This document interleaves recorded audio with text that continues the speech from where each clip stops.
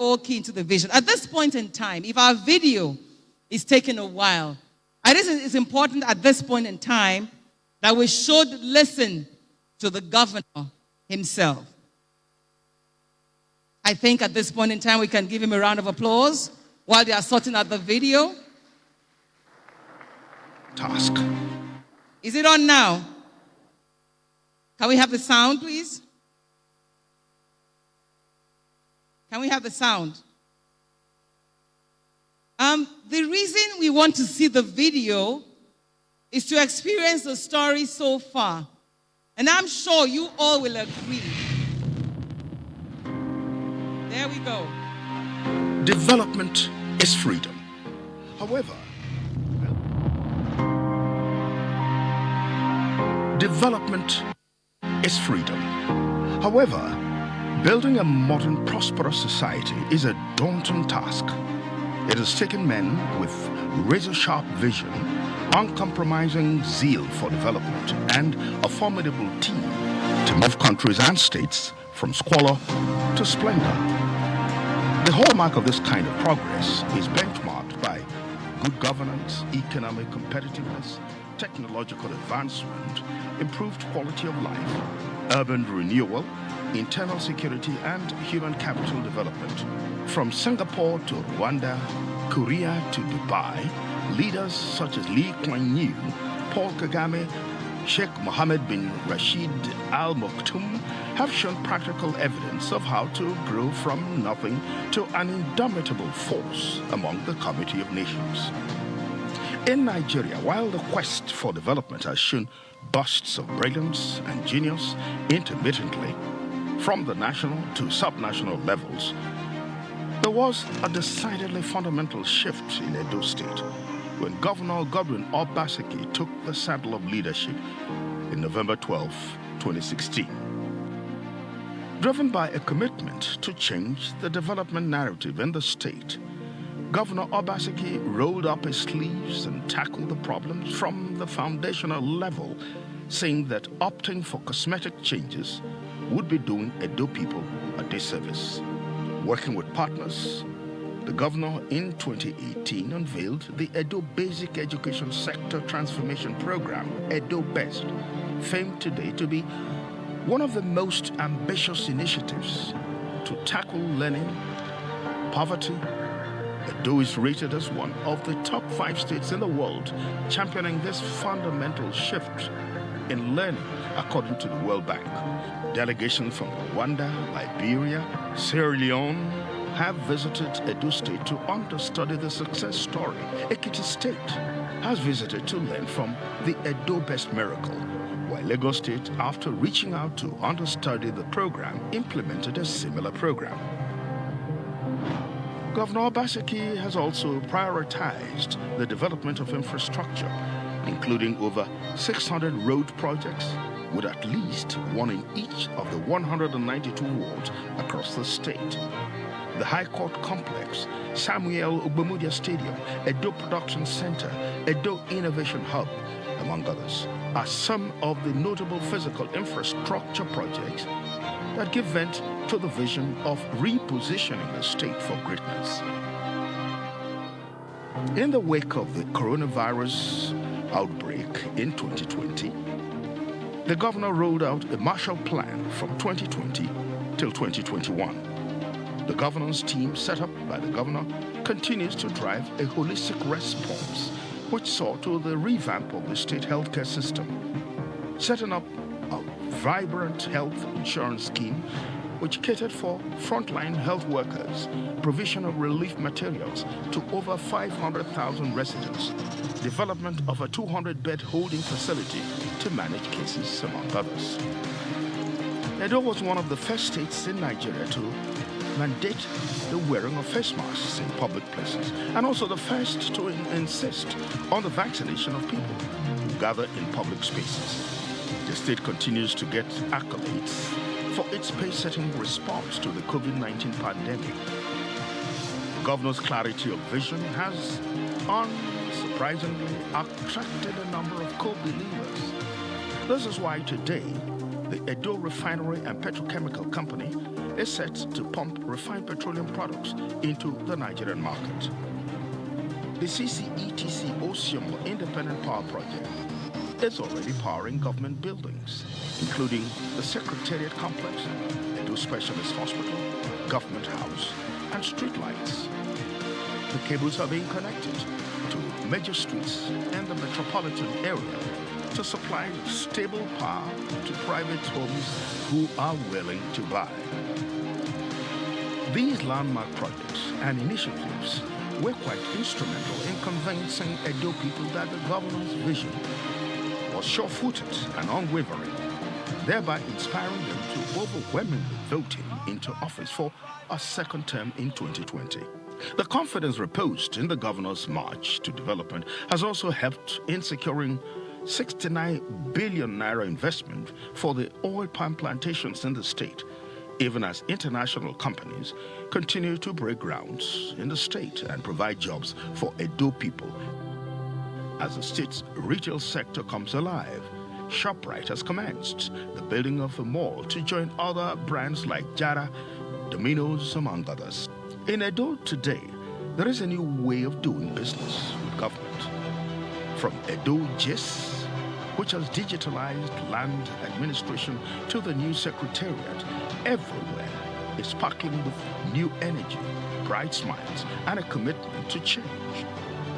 The Edo State Civil Public Service Transformation and Enhancement Program is injecting new processes, structures, ideas, tools, and personnel to deliver optimal service to Edo people.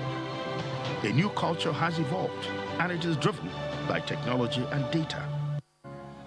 At the Edo Tech Park, working with our partners, Decagon, Edo youths are being trained to conquer the world using the power of software engineering and coding.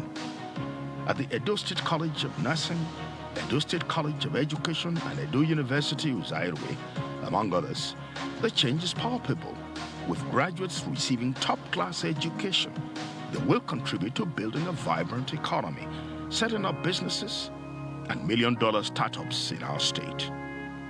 We are building a sustainable future today, providing our people with the tools and expertise to confidently take on the world and dominate, so that together we can all make Edo truly great again. Welcome to Alagodaru Summit 2021.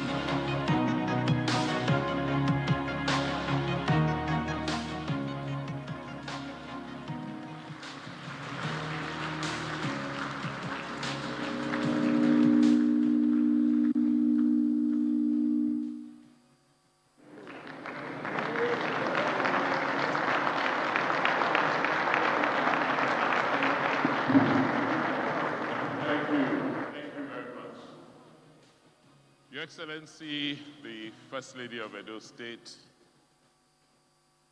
Mrs. Betsy Obaseki, Your Excellency, our beloved Deputy Governor, the Right Honorable Comrade Philip Shaibu and his very lovely wife, the Speaker, Edo State House of Assembly, the Right Honorable Marcus Onubong, Your Lordship, the Chief Judge of Edo State, Honorable Justice Joseph Archer. We are blessed this morning in Edo that all our three senators representing the three senatorial zones are here with us. It tells you how much progress we have made in our politics. I want to acknowledge Senators Matthew Rohide, Senator Francis Alemekena, Senator Clifford Odia, Honorable Sejus Ogun, the member rep of House of Representatives, Honorable Jude Isaidehe, so a member of House of Representatives, other members of the Edo State House of Assembly who are here, my colleagues in the Edo State Executive Council and other senior government functionaries. State Chairman, PDP, Honorable Anthony Azebemi, and other party leaders. My brother and friend, the chairman of Alago Daro Summit, Mr. Aswe Igodalo, and other board members of Alago Daro. Members of the academia who are here, let me thank our sponsors. You have been with us from the beginning, and your support keeps helping us to wax stronger as a government. Thank you. Our distinguished panelists, many of you have traveled from far and near. Clerics, I acknowledge the chairman of the Christian Association of Nigeria, Bishop Kure, and the chief imam of Benin City, Alhaji Sheikh Enabulele. His Royal Majesty, the Omonobade Du Kwakwalopolo, Obaiwari II, the Oba of Benin, who is ably represented, Oba Atokwe. Most distinguished invited guests, members of the press, distinguished ladies and gentlemen. Sorry, I had to establish protocol. That is the protocol. I'm so glad that all of you have now accepted Alawo Daro as an annual ritual. And that on the 12th of November every year, we all gather here like this, not just to reflect on what has happened in the last year, but also to project the future and see if we are in line with our promises and our hopes. As the chairman of the summit said in his opening statement, and also reiterated by the guest speaker, this year we're building on the theme for last year, which we set after our victory at the polls. For us, the victory of September 19th last year clearly was a turning point from which we have redefined our future as a people. We were dreaming, but last year our dream came true. And we haven't stopped dreaming. We don't daydream, and may God not allow us have a nightmare.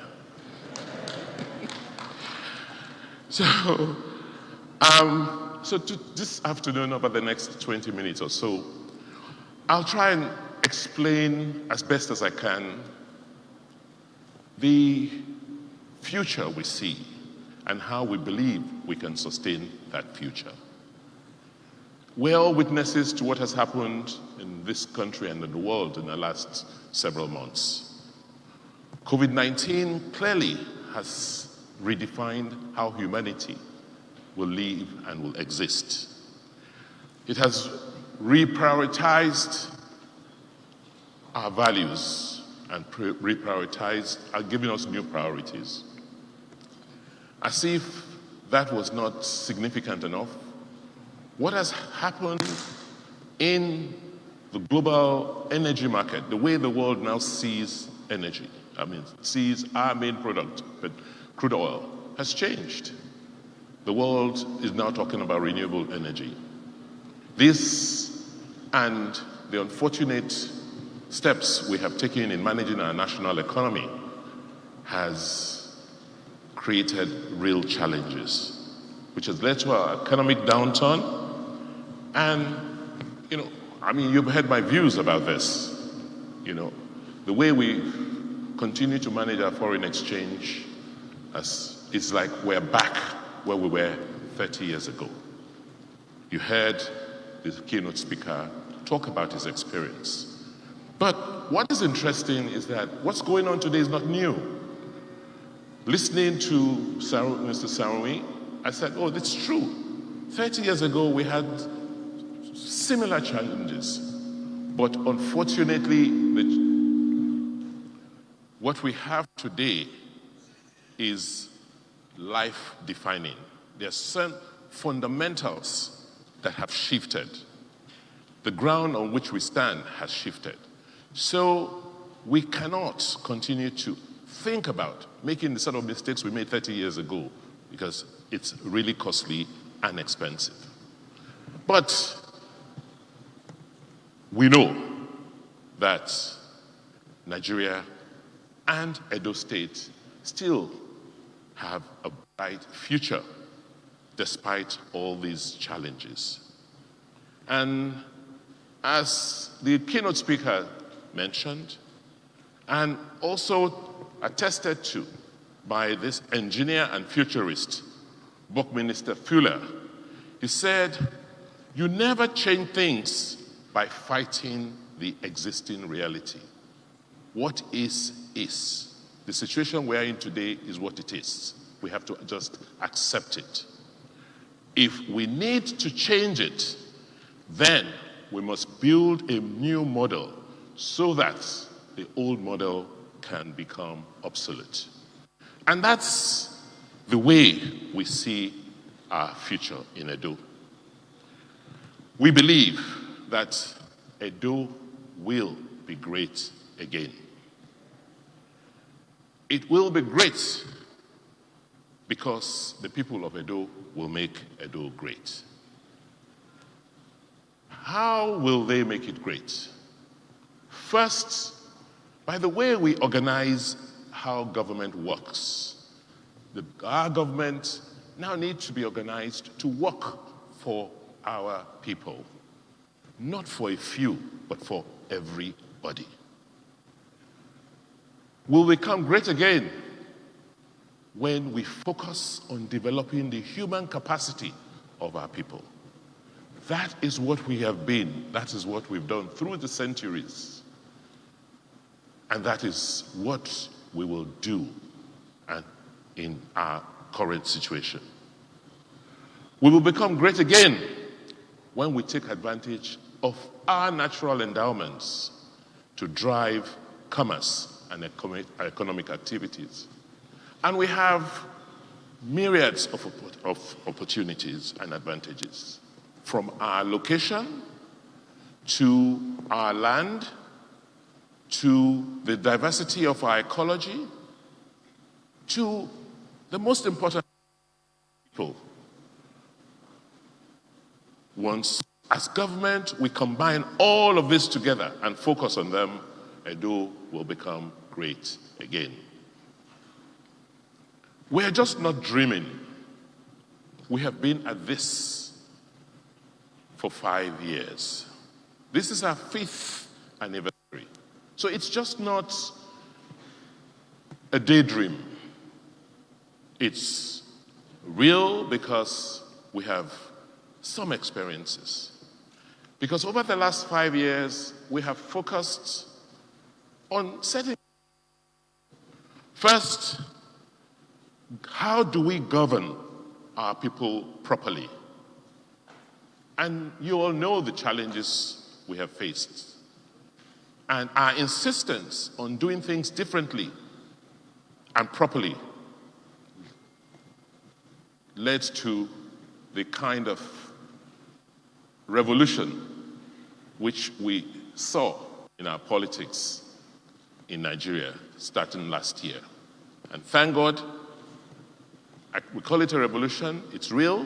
We have seen it reflect in Anambra and, by the grace of God, in all subsequent elections. So we've focused on reforming the civil and public service. First, by just improving the environment in which they work. Some of those pictures are real. Yes, they may have been taken at night, but you can drive through. The offices we're building for our civil servants and our public servants today will compare with anything you find anywhere in the world. Because if you do not create the right environment, they cannot and will not be as productive as they could be. So we've improved the environment. We've begun to go back to what we're known for, merits, merit-based hiring. You do not have to be the child of a senator or His Royal Highness or whatever to be able to have access or jobs in the civil service. And for the civil and public service today, you have to earn your pay. Yes, it may not be much. Yes, we're going to work hard to improve on it, but you have to deliver, you have to produce. So they all have KPIs. They have key performance indicators, and they have scorecards. Quarterly, we review what they do, and we try and help them improve the service delivery.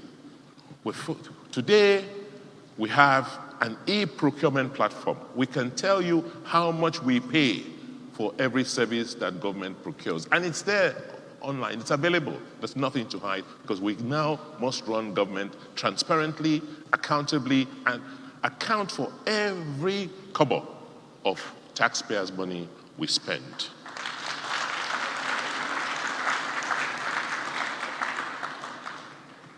The story on education has been told severally, so I'm not going to, emphasize it again. The documentary showed it clearly. But what we have now seen is that in 3 years, we could transform the way our children learn. We've been able to create an educational system, particularly at the basic level, that gives these children the confidence and prepares them to live in the world of the future. So the children who are in our basic school today, I have no doubts in my mind that the 275,000 of them which we have on our database and we are tracking today, we will be able to follow them through life and support them in their future careers. I am so confident that with what we have laid down today, we're tracking the best, the top performing pupils in our schools. And in 5-10 years' time, when they're going into secondary or tertiary schools, I can tell that these 10,000 of them or 20,000 of them will make great surgeons, will make great engineers, and we can now begin to plan on that basis. With what we have learned reforming and transforming our basic education system, we now know it is possible to use the same tools to change the way we teach and train our kids in junior secondary school, senior secondary schools, in all our technical colleges and tertiary institutions. That is what we've termed EduBest 2.0, which we have commenced. In the area of healthcare, we're just not starting. We have done quite a lot of work. Our focus has always been on basic care, just like we did with basic education. It's basic care. Let's go and fix those areas, the institution where our people have a first interaction with our healthcare system. So primary healthcare reform is our priority, and at a minimum, by the time we're leaving in 2024, we should have at least one standard primary healthcare center in every ward in Edo State with well-trained staff who we have now transferred to the primary healthcare agency, with the technology that tracks when people come in and also tracks the quality of services we render to her. We see Edo as a health hub in the near future. And when I mean near future, in the next 5 years. Because we have everything that it takes to become a hub for healthcare. We've revamped the Edo Specialist Hospital, and we've ignored the manipulations from our opponents who try to make an issue of bringing down a 90-year hospital and moving a 90-year hospital into a 5-year-old hospital. So we are transforming the specialist hospital, and then also building a new Stella Obasanjo Hospital. In the area of power, we, as you know, Benin City and Edo State has one of the largest generating capacity. In this town alone, we have in excess of 1,000 megawatts of power. So there is no excuse and reason why we should be in darkness. And from the gas resources available, not to talk about renewables, we can generate 10,000 megawatts of power in this state. And we will do so. This facility in this hall is being powered by an IPP from Osiomo. We've started lighting up Edo State, beginning from the Ring Road, and our goal is that within the shortest possible time, we would have built a network of over 200 kilometers of streetlights starting from Benin. It's all about the economy. We have to continue to grow the economy to sustain our future. And the future is about technology and innovation. So our emphasis as government is technology, education, technology, education. We have set up innovation hubs, and we did this as pilots. And the successes we've attained just confirm to us that it is possible. Now that we have piloted, the next phase is to just roll out and don't look back. We've trained over 32,000 beneficiaries in various ICT programs, and for us, it's now the norm. And we will continue to push. For those of you who were with us 2 nights ago with the World Bank Managing Director for Policy at the Okorami Takeoff Campus of the Edo Park, you see the potential that this state has, particularly in our young people. We have about 120 of them running the Takeoff program. And when they shared their story, we left there that night, and our guests left knowing that Edo has promise, and Edo has a bright future. We've also looked at skills and entrepreneurships. We've set up 2 job centers. We've trained over 23,000 beneficiaries. We've certified most of them, and we're raising financing to support these entrepreneurs. We've started with the Bank of Industry collaboration with 2 billion, and we hope that we'll grow that very rapidly in the next few months to about 10 billion. Working with Konga, we have set up an online marketplace, and we're trying to get our little entrepreneurs to now begin to use this platform to extend their markets. We continue to encourage job fairs and other activities that will promote the goods and services of our people outside the state.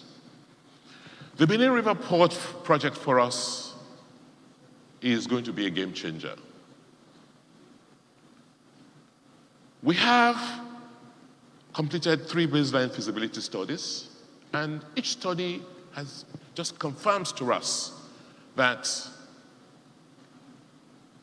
the opportunities which the Benin River, the Bight of Benin, gave to the Benin Empire, those opportunities still exist today. We have done the topographical surveys, the bathymetric surveys, so just all the surveys these technical people need to undertake to check the viability of a port have now been done. And we have come to the conclusion and realized that river port could be the second most viable port in Nigeria.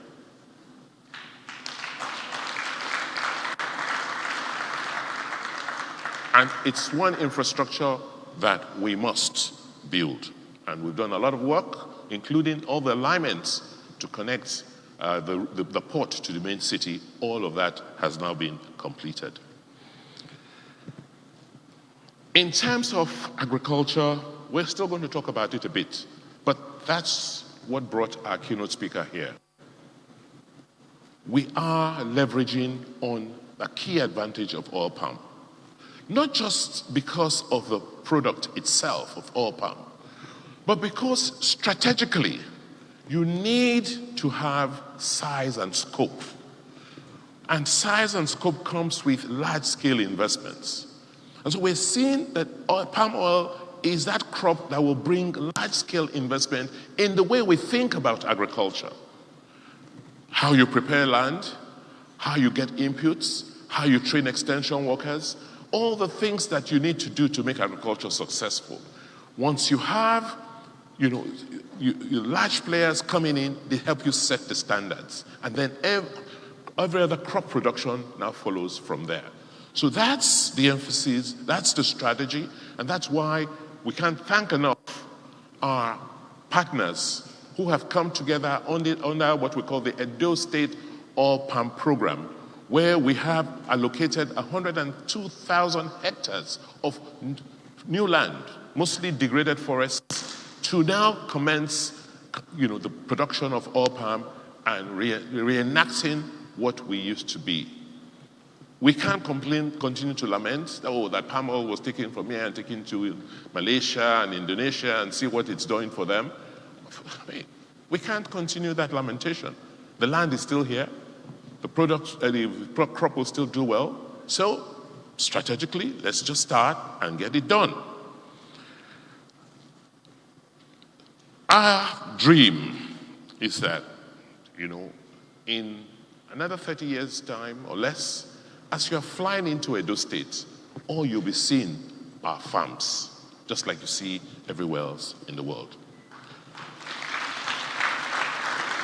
But all of these cannot happen if there is no law and order. Because in our oath of office, we always swear to protect and protect our people.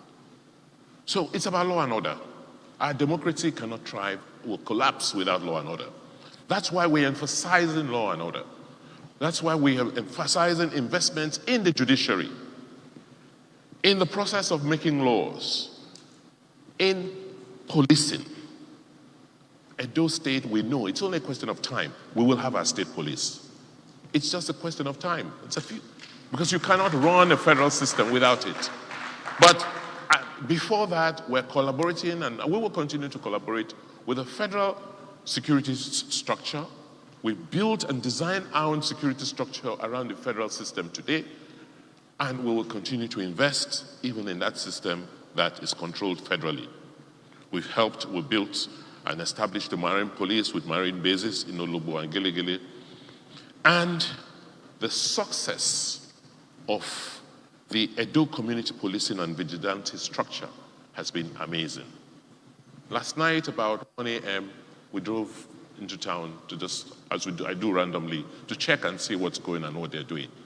And I found them up front of Oba Market, where they had just arrested a young man who beat and hit somebody else at another checkpoint. And I left feeling very, very good that security is local. Only the people can secure themselves. So as a state, we'll continue to invest and work with the security agents to invest in our security. So over the past 5 years, like I said, we've done as much as we can. We've laid the foundation. We now know that it is possible, that our dreams can become reality, that we will dream and we will not have nightmares, because we have a strategy or strategies backing our dreams. So today, we're going to be talking and launching Edo State's 30-year development plan. What we have tried to do is not to produce another document. What the plan is a new system. We have two sets of planners working with us. We have those who are doing our economic and social planning, and we have those who are doing our physical planning. So we have teams in Benin, in Lagos, in Abuja. We have teams in Benin, in Beirut, and in London, all working. But our insistence is that whatever we're doing must be domiciled in Benin, and we must have hundreds of young men and women who now must be involved with them in that process, because these youngsters are the ones that will implement the plan. Planning on a plan is not a document. It has to be a process. We have to live it. And that is what the Edo 30-year development plan is about. It's broken into periods of 5-year periods, and we'll have 6 of those periods which we hope will span about 8 electoral cycles. I know for me, one of the biggest or greatest concerns people have is that, Mr. Governor, yourself and your team are doing so much. What will happen when you leave in 2024? What's the assurance that all these things, all the innovations, all the reforms you're undertaking will continue? Who will be your successor? I've said to them, I can't guarantee that my successor will be able to do exactly better than I've done. It's not, because we are human. But what we can guarantee is that once we have a system that calls the leadership to account, when we have a system, when the people know and understand what to expect from government, then that will be a better guarantee to ensure that the system continues to work and run the way the people want it to.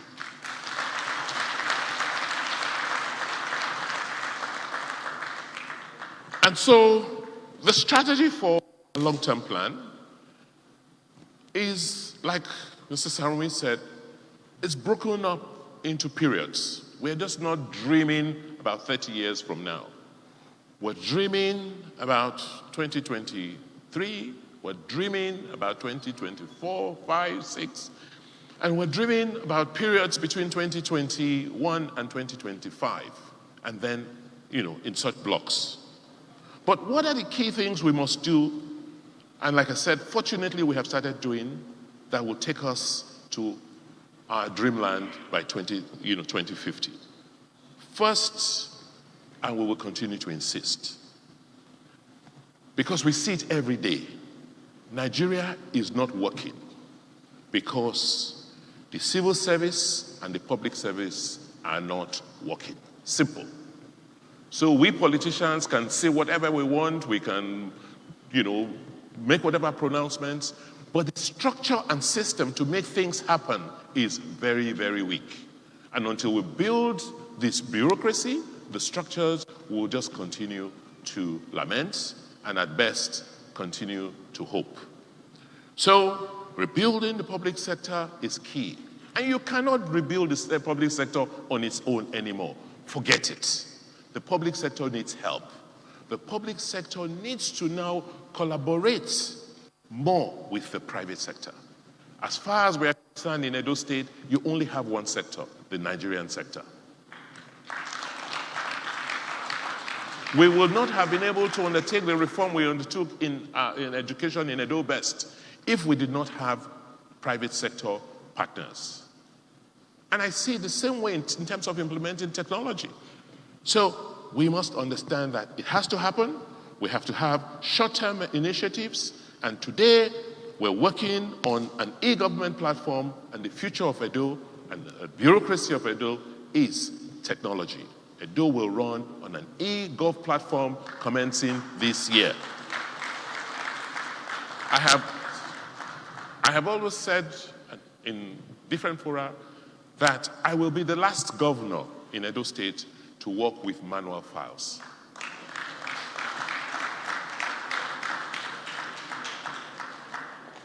The next 30 years will mean us focusing more on our human capacity.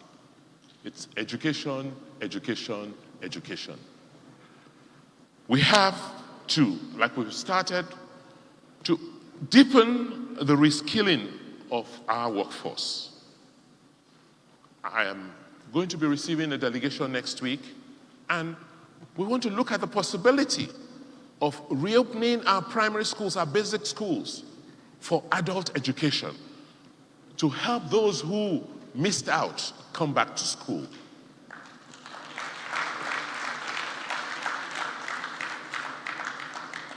With our experiences from the Edo Production Hub, the Edo Enterprise Park, we now know it is possible to build large parks or areas where people can come and converge and undertake economic activities. So we're fortunate, like in Ologbo, for instance, with the Osioma Power Plant, we're setting up the industrial park. Towards Ihovo, with the Azura and Ihovo power plants, we're setting up a production park. So wherever we find infrastructure, we will just prepare for people to go there and then undertake their economic activities. We are going to continue to leverage on technology. I'm sorry if I keep emphasizing technology. It's a digital world. Everything today is about software. It's about artificial intelligence. It's about the Internet of Things. Everything is controlled by technology. So we, rather than what we did in the past, emphasizing the study of the social sciences, the arts, the humanities, yes, they're important. I won't be here today without such learnings. The emphasis will now move towards using technology and training a lot of people to use technology. That's the dream for our tech park, where we're graduating the first set of 120 in the next 2 months. But we hope that over the next 5 years, we will produce a minimum of 10,000 software engineers in these states.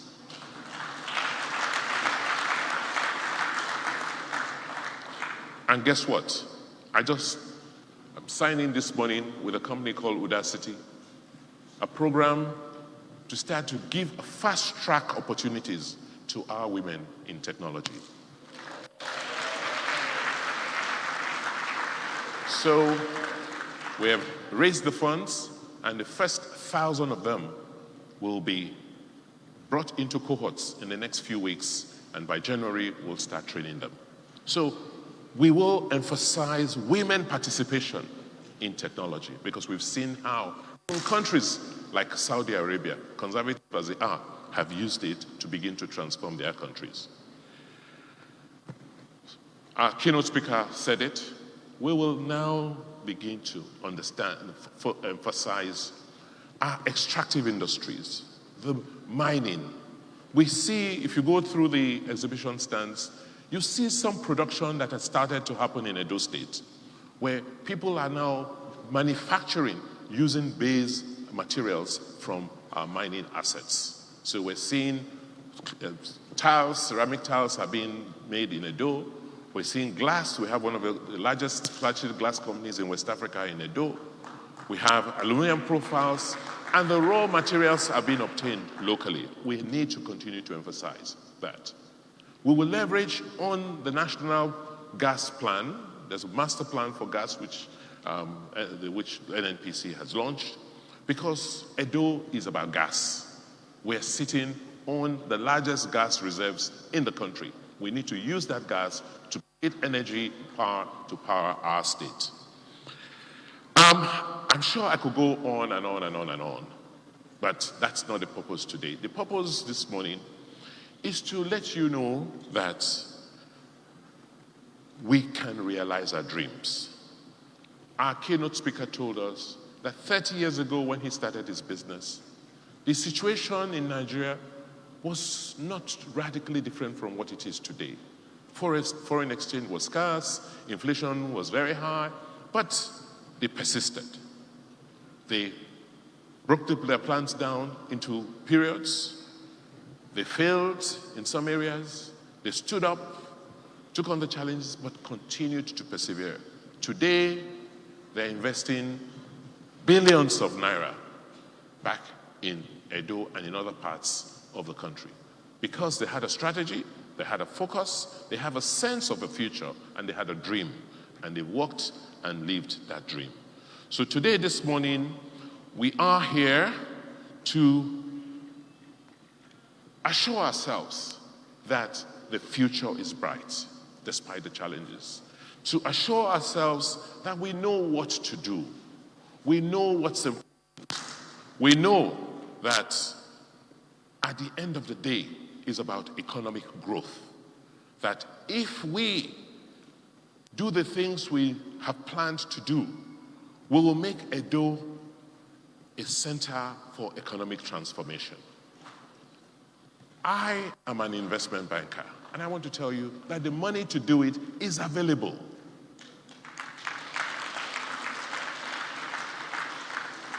The money is not the challenge.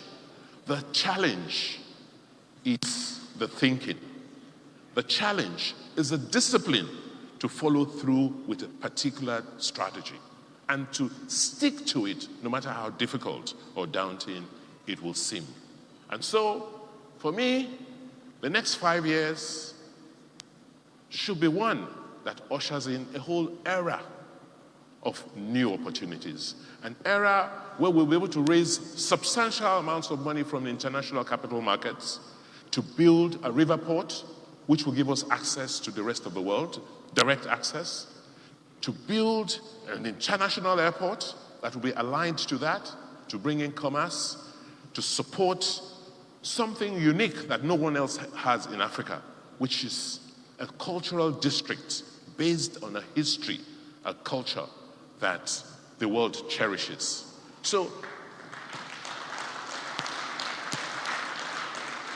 for us, the return of the artifacts, it's not just about the display of the artifacts. No, it's about part of our plan to create and make Edo a culture hub.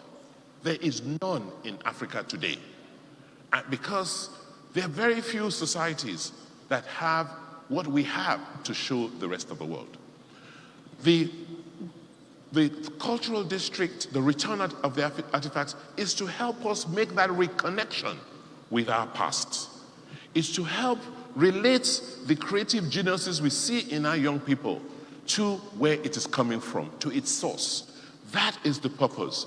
So that's why we don't want to get drawn and lost in the purpose, the arguments back and forth, but to focus on the purpose, why we need these works back, and we want to appreciate and thank all the governments and the various museums across the world who have made a commitment to return these pieces. We have over 4,000 of these pieces flung across the world. And we have commitments for substantial return of these works. Our goal as a government is to prepare a state, to prepare a city where these works can come in, where they can be displayed, and where the world can come and see them. And by the grace of God, we will succeed in doing so. As I said, we want to continue to invest in agriculture, particularly oil palm, to now help us create the framework for investing in agriculture. Victor Waifo Creative Hub is just a sample of what we intend to do in supporting entertainment and the creativity of our young people. That is just a sample. I just invite all of you to come in tomorrow to see the young creative artists who we have nurtured, performing with their peers nationally in that center, and it will tell you what is possible. And these are ideas that have been brought into reality by young men and women who are working with me. They make these difficult challenges look so simple.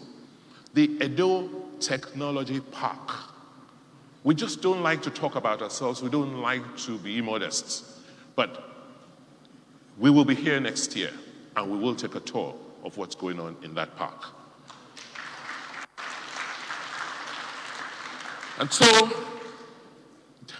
distinguished ladies and gentlemen, it is now my singular honor and pleasure to thank all of you and to say that today marks the beginning of the launch and implementation of the Edo State 30-year development plan.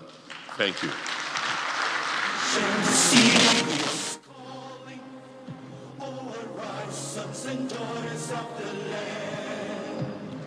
The king of the city is marching. Bigger round of applause, ladies and gentlemen, for His Excellency. The founding fathers of labor. I think we should do better. Thank you. Thank you. Straight away, we move on to the plenary section. The first plenary we'll be looking at empowering the next generation through innovation and digitization.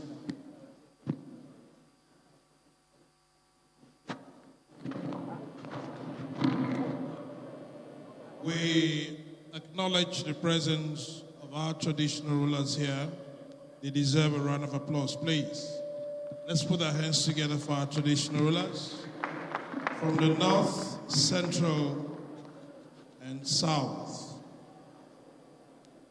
Just as my colleague Adesua described Mr. Governor as a dreamer, the Joseph, I want to describe my governor as a Moses of our time. And we're told by the Bible that Moses walked with God and he led the people of Israel to the promised land. And therefore, the Moses of our time, Mr. Godwin Obaseki, is leading us to the promised land. He deserves a round of applause. He has got the dream, he has got the vision, he has got the strength, and God has given him the mandate. And certainly we will get there. If you believe that, can you put your hands together? Thank you. And very quickly, for the first plenary, may I invite Ms. Ida Umbobo, Senior Digital Development Specialist, World Bank, to please step on to the podium to further introduce the panelists who will discuss empowering the next generation through innovation and digitization. Thank you very much, Please, can we put our hands Terry. together for our very dear sister and moderator of the first plenary, Ms. Ida Umbobo, Yes. Senior Digital Development Specialist, World Bank. Thank you. A little bird told me, Terry, that we should play a video first, right? Ida, let's clear the table because Joseph the Dreamer and Moses has finished speaking. So let's clear this place. The tech park is an indication of what is possible. While we know, our chairman said it's the material from all of this cerebral talk that will form what they'll do later. So kindly, while Ida is all seated, don't worry, sit down. We like your lovely dress. Just cross your legs and wait. So we watch the video before you bring your guests on. So as the video is ready, just 5 minutes. Because when you dream, when you see what you're dreaming about, it's better. So let's see what this is.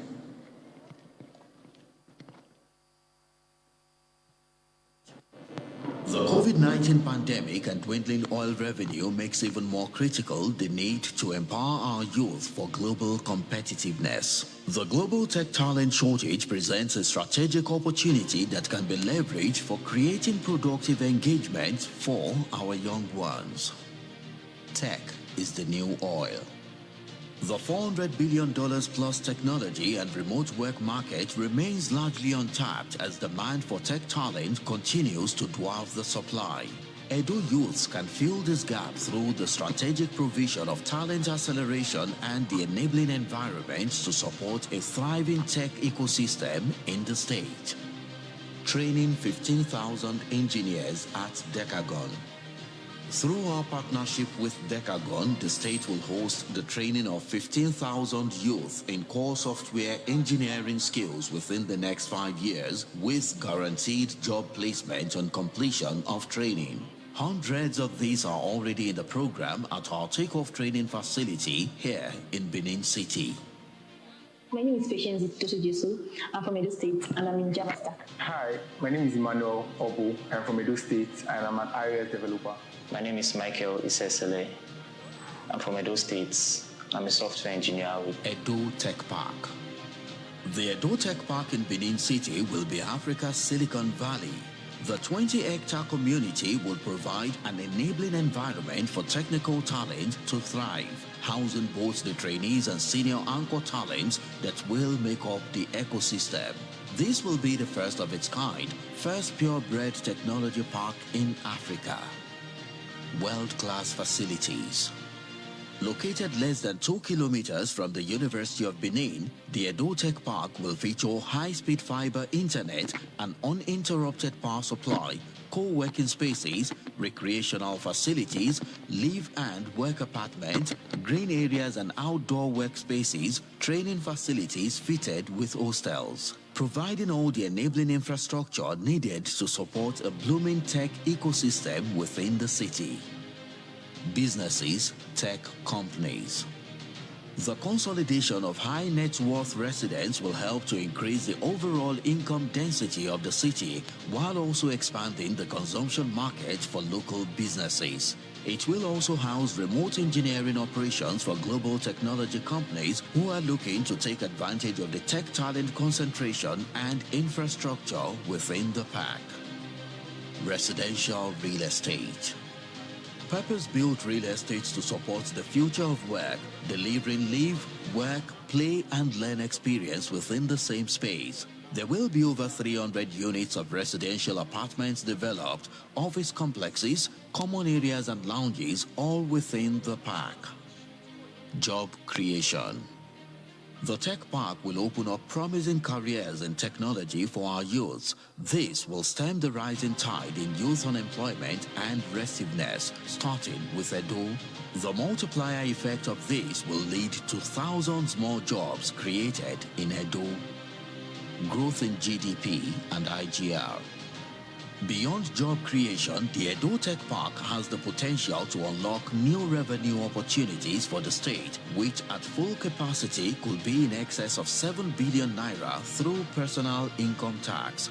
This will arguably be the largest single source of non-oil revenue for the state, providing a good edge for a future without oil.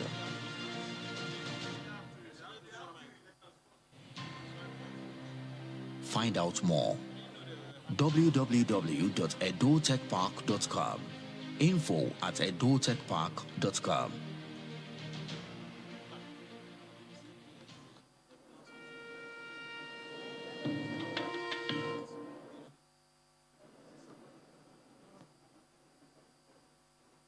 Your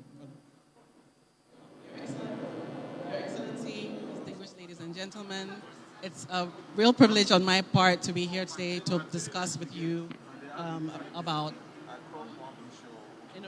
empowering the youth of the next generation through digitization and innovation. Okay. Because we're short of time, I'm going to introduce our panelists, but I'm just going to introduce their first names. You can go through the booklet to sort of read more about their profiles. So this is Yvonne, George, Chris, Sarah, and Osayi, who are going to be discussing with us this morning. My name is Ida. So I just wanted to start by just talking about the trends that we're seeing. When you look at the predictions in the year 2025, the World Economic Forum has indicated that we're going to lose 85 million jobs to technology, but we will gain another 97 million. Nigeria in itself will have 45% of their jobs being susceptible to automation, which means that we really need to start thinking about digitization and upskilling of youth today. Edo State in particular is a unique situation because half of their population is actually under the age of 30. At the same time, they have 15.3% of unemployed youth, 19.3% of underemployed youth, and as the governor indicated today when he was launching his strategy, job creation is really central to everything that's being done. But we can't talk about the digital economy, we can't talk about job creation, we can't talk about innovation without talking about internet access and broadband. And as our keynote speaker indicated as well, that is still a big challenge. Nigeria currently only has 55,000 kilometers of fiber, and they need 167,000 to have universal broadband. As things stand today in terms of the current status quo, it will cost $3.4 billion to roll out broadband in Nigeria. But with significant reforms specifically related to rights of way, this amount could go down to $1 billion. So one of the things we'd really like to see come out, you can't hear me?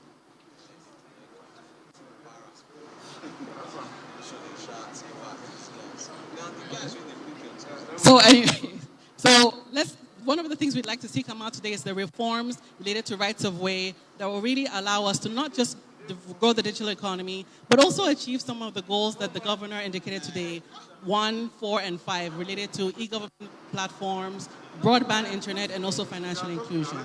So with that, I think I'm going to move to talk to Sarah. Can you hear me properly? Okay. So Sarah works for the Edo State government, and what we want to speak to her about is really give us an indication about some of the reforms and plans and strategies that the government is launching to support job creation, innovation, and economic growth, specifically linked to what we saw today about the short and long-term goals in the master plan and also the Edo State development plan. They can't hear me, so I'm not really sure. Okay. Thank you very much. Based on our pre-discussion, I think I can basically follow what you said. And I'd like to just stand on existing protocol and say, as a true Edo daughter, Wabohia, Wabulu, Wawese, welcome to Alagodaro. It was Eleanor Roosevelt who says that the future belongs to those who dare to dream and believe in the beauty of their dreams. Here in Alagodaro today, we're going to talk about Edo State. We have dared to dream, and we have not just dreamt,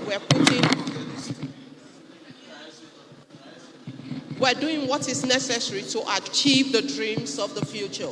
The governor has spoken, and we've shown a lot of what we're doing in that sector, talking to our digital transformation, talking to what we are doing in our innovative hubs, talking to what we're doing in our the transformation, not just in the people, but in the sectors, agricultural transformation, the health transformation, the civil service transformation, and we're looking at building people. Edo Best is one of our transformation efforts, talking about building the people we will need to actually achieve the Edo State of our dreams and the Edo State of the future. So yes, it's not just about dreaming, it's about doing what is necessary, putting in place the right policies, and putting in place the right people that will enable us achieve the Edo State of our dreams and the Edo State of our future. And we do very believe, in the words of Walt Disney, that dreams come true. And in Edo State, we are not just dreaming, we are working to ensure that those dreams do come true. Thank you very much. Thank you, Sarah. I think next, George, it would be great to speak to you. So as you know, we saw in the booklet that Edo State has done quite a lot when it comes to upskilling their youth. Human capital is central to their goals. And this is reflected in their state development plan. You can see they've trained they've given jobs to 160,000 youth. They've trained over 32,000 people in the Edo Innovates. They've trained 11,000 teachers, 200 nurses. They've been doing quite a lot of work. But when you look at the population and the amount of people who are unemployed, you're talking about almost 2.3 million people who need jobs. How does Edo State start thinking about how to upscale these initiatives so they can start talking about hundreds of thousands and millions of people who are being trained and being driven into the digital economy? Okay. Good afternoon, everyone. Excellency, I would stand on the existing protocols so that I don't waste too much time. Ada, I think it's quite a tough question that you've asked me. The reason is because we are here at this event, supposedly partnering with a governor that is clearly, way ahead of the pace in terms of like achievement and all the technological developments that we have in the state. But the question you're asking me is for me to point out what gaps I see, and quick wins that we can be able to still harness. So I think that, while His Excellency was giving his speech, he made mention of, always taking the approach of reaching out, to the grassroots and trying to pay attention to the service points where the, actual people can come and, have contact with the service, where he spoke about, basic education, primary health care as well. I think that is also an important approach that we can take to digital upskilling. I'm going to limit my answer to the context of digital skills. The reason is because today we are doing an amazing job with Edo Innovate, but there are 3 senatorial districts, 18 local governments, and about 192 wards in the state. And you have Edo Innovate, maybe 1 center to serve all these people. So the work is impactful, but then you look at the depth and the reach of what you have. It's not as much as, what you want to do. And the fact that we are racing against a situation that is very there, you start to ask yourself, what can we do quickly to expedite this? I see an opportunity around policy, for example, how the state government can be able to, through some sort of political lobbying, push for local governments to be able to set up ICT hubs. It becomes mandatory to set up, we can even through the legislature, set up ICT hubs in the 18 local governments of the state and have a small budget set aside to ensure that it runs sustainably. That is one. 2 is the fact that we also need to find ways to bring home some of the success stories that we have. Because when you're talking about skilling, there are 2 factors that you have to consider. One is the fact that you need to create access for it to happen. Then you need to ensure that the pool that you are looking to upskill, they are inspired, they are motivated enough to learn. And to do that, you need success stories. So we've heard about people like Ezra in Lagos, who has exited Paystack for 200 million. We need to bring these kind of success stories closer to our people as a way of demystifying that whole value creation through venture building and leveraging digital skills and talent. So government can be able to do this through offering of incentives. I'm particularly excited about that the Alagodaro Summit is now an LSC. What we would also like to see is probably a situation where that goes even further to become a limited partner to some sort of a seed fund focused on investing in startups that are domiciled in the state. That way we can, in the next few years, start having exits that will serve as inspiration and motivation to the entire pool, and then we can get more people in. Thank you. Thank you, George. Chris, we saw earlier this morning when the governor spoke to the 30-year plan that one of the priorities is launching e-government as priority number 1. And we've seen historically in Nigeria, private sector platforms have been very successful. They've employed about 2.9 million people. We have about 90 platforms, and they're projected to earn up to $75 billion by 2025. Public platforms, on the other hand, have not had such success. Only 3% of Nigerians are currently accessing public platforms. So what would you suggest in terms of practical tips and guidance Edo State government to take on board so that that e-government platform is successfully launched and implemented? Okay, thank you, Ida. It's truly an honor to be here. While I sat down, I was actually in awe with the visioning that the governor has put forward before us. I think in all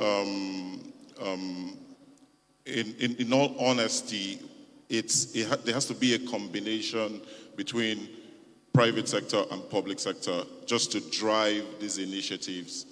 And to speak to your question in particular, digital platforms are a way to reach millions of people because of the scale.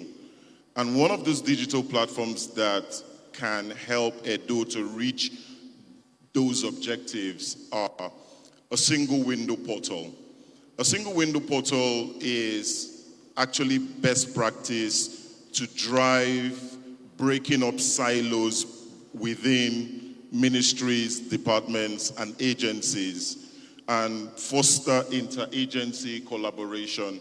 So if you had a single window portal providing digital services to Edo State citizens and people beyond, easily people can see what is going on in Edo State at a glance and access and consume those services. One of the things that I would also like to mention is the importance of an e-government strategy as the foundational pillar to drive the digital economy. Because I'm very aware that people think that government is responsible to build digital transformation, to build the digital economy. But globally and in civilized climes, the private sector actually drive digital economy and digital transformation. And the core responsibility of the government is to ensure that they themselves are digitized and they've actually implemented digital transformation. And an e-government strategy actually will set out all the initiatives to digitize government end to end and show a roadmap to be able to achieve that. I will talk a bit more about the platforms later, just to give opportunity for the other speakers as well. Thank you, Chris. Yvonne, we also saw when the governor was not launching, but speaking to the short and long-term strategy, that financial inclusion for women was a priority. Now, considering that a large percentage of women in Nigeria remain unbanked, considering the low penetration of NIN enrollments, and considering the lack of access to mobile equipment as well as digital infrastructure, what are ways that, in your experience, you find could really support the youth in Edo to actually embrace sort of digital financial services and become included and part of that community? Thank you very much.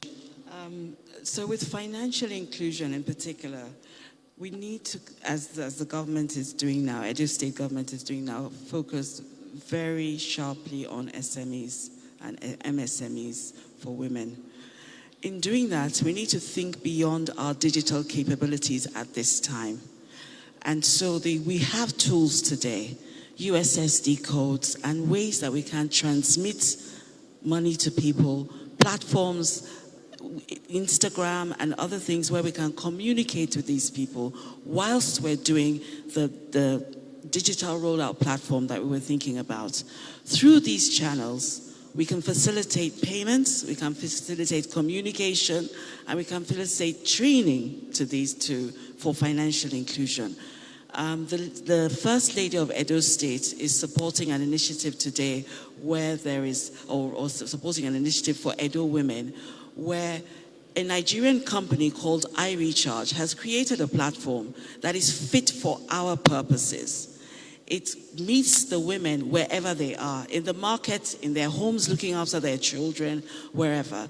It takes their data, it helps them communicate with the providers of goods and services, and importantly, just with having a single code, whether it's on their phone, smart, not smart, whether they go and use somebody else's phone, they simply have one code, and through that, they can transmit money to a POS machine, an ATM machine, a bank account, to their suppliers, and a number of other things. These types of platforms are being created by Nigerians today.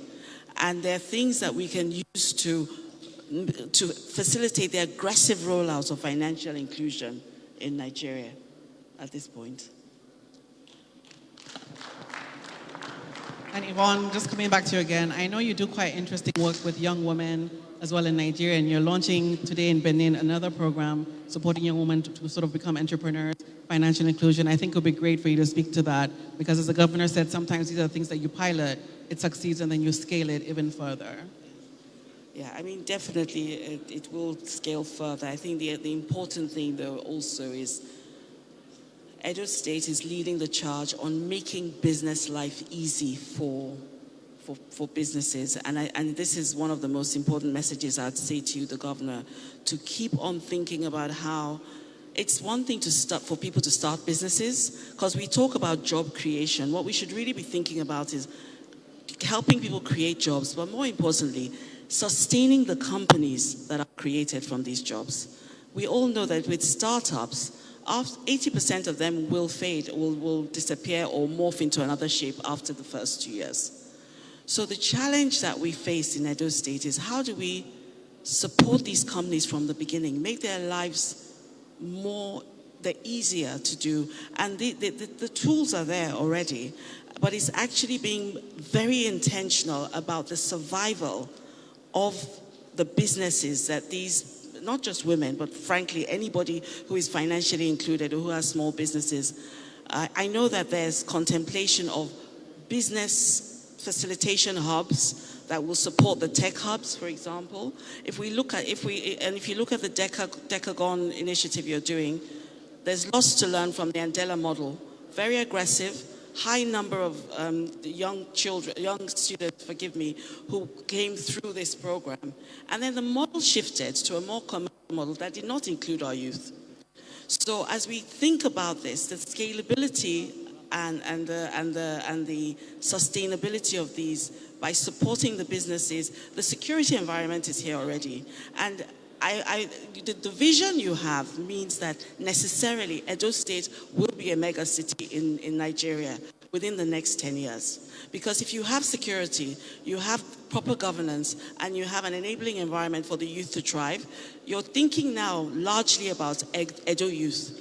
You need to be contemplating the infrastructure that will support youth from all across the country, perhaps other parts of the world as well. We'll talk about financing that in a minute. So we have our final question for Mr. Osai. I know that you work in digitizing agriculture to try and get youth to be more actively involved. And it'd be interesting for you to speak to that as well, because we know the informal sector was really affected by COVID, and agriculture takes a huge part of that. With the lack of digital identification, lack of digital equipment, lack of broadband, how exactly do you propose to support youth in Edo State who are interested in agriculture to go into the tech aspect of it? Thank you very much, Ada, for the question. I think there are a lot of opportunities in the state across different sectors that innovation and technology potentially unlock values out of. And firstly, we have to look at what's the approach in firstly identifying these problems and opportunities in these problems. So for us as a business, we're predominantly in agriculture. We take a different approach. We look at opportunities in problems, and then we try to come up with innovative solutions to these problems.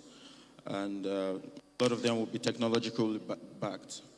One of the things we're looking at that I think is key is to sort of create a blockchain-backed supply chain-driven platform that connects smallholder farmers directly with consumers to improve traceability across the food chain. And I think it's a great opportunity for a lot of youths in the state to plug in, not just from the growing part of it, but also in other value-added services, from logistics to other support-related services. Another way that I believe technology can impact the agriculture sector is using geolocation technology to improve logistics and drastically reduce food wastage. In doing this, there's a lot of opportunities as well for entrepreneurs and youths in the state to key in and fill those gaps. The last point I would mention is using satellites to sort of ascertain rural assets to give loans to farmers, which talks to the point of what Ms. Yvonne just mentioned on financial inclusion. How do we make the disbursement of loan facilities to farmers as fluid as possible? Thank you. Thank you. So we'll move to the next segment of this panel discussion where we'd like to invite questions from the audience. We'll have 3 questions. Please keep them short. Only questions, no comments. And we'll either have the panelists respond or somebody from the government team. So the floor is open. And I believe there's someone there with the microphone.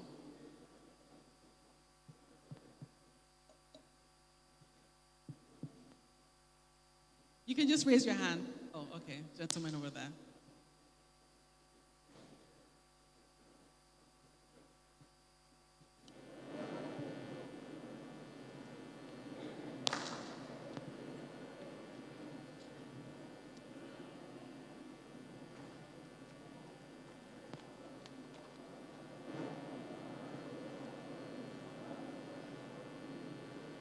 Good afternoon, all. My name is Ramosele Abiodun. I am the business editor of This Day newspaper. Since we're talking about technology, I want anybody in the panel to tell me how the state government can benefit from the investment in training of the youth or the Edo Tech Center and all that. What do I mean? If, for example, there's a graduate from the tech or innovation centers, and such fellow ends up in San Francisco, for example, and set up a company in San Francisco, the Americans will probably benefit from such investment. So how can the government benefit from the investment in training the youth across the tech hub in the States? Do you understand my question? Are you talking about financing? I mean, in terms of how can the government benefit from the investment in youth across the state in the tech? For example, if a youth graduates from the tech center and ends up in San Francisco and set up a company there, the revenue or tax will probably go to American government. The only way they can actually get to the state is by maybe remittance to the country. So how can the government benefit from the investment in the tech centers across the states? Thank you very much. Your question talks about how Edo State government will benefit from the training of youths in the tech park. Yes. Thank you. First and foremost, the people being trained in that center are all going to be youths of Edo State mostly, who will after that get jobs, and that will reduce unemployment amongst our youths. That's one of them. The second one is that these people become globally competitive. And if you've heard about the diaspora remittances to Edo State, many of them are getting jobs, virtual jobs, and earning in foreign exchange here in Nigeria, which actually addresses a lot of diasporan inflows that will come into Edo State because they are here. So that is another benefit. But much more than that, for us as a government, it's about identifying that the youths are key to the tomorrow that we dream about. And the World Economic Forum tells us that 65% of the jobs that will exist by the year 2030 do not exist today, and they will most probably all be digital. So as a government, we are being intentional in training the youths of Edo to be part of that digital disruption globally so that they can compete with their peers anywhere in the world and make Edo State harness from that benefit and contribute to our Making Edo Great Again agenda. Thank you very much.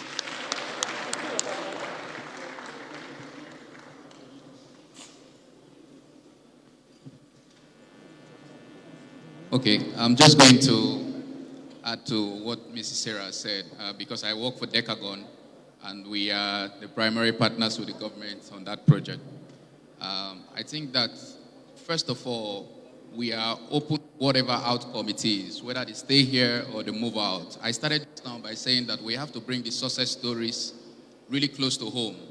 So it's better to have an Osasui who goes into the tech park, is trained, gets a job in California, and then migrates to the US, launches a startup in the next couple of years, and then is able to have an IPO in 7 years from now. It becomes a role model for other young people who are growing up here to see that it is possible, and that through the acquisition of digital skills that it can be able to unlock that kind of a value.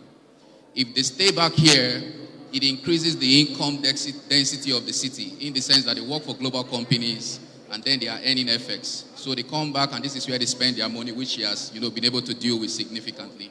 So I see it as a net positive, irrespective of whether they stay back here or they move out of the state. And we are very excited to make that happen, because what matters for us is that we are making a dent on the youth unemployment, not just in Edo State, but in Nigeria. Sorry, just the last point to cap up what Sarah and George said.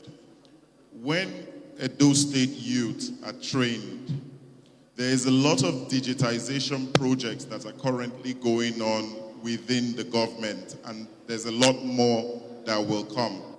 You need software engineers, network engineers, and support people to drive these digitization projects of the government.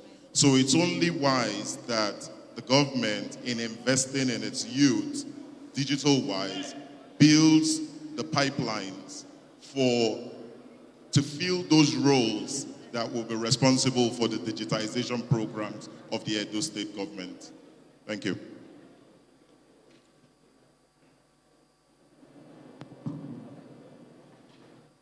We have time for one more question.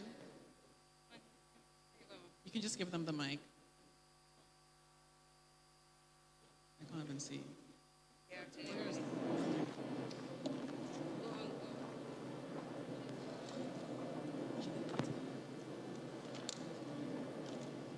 Can you give them the microphone, please? Hello. Mr. George, you mentioned that you work with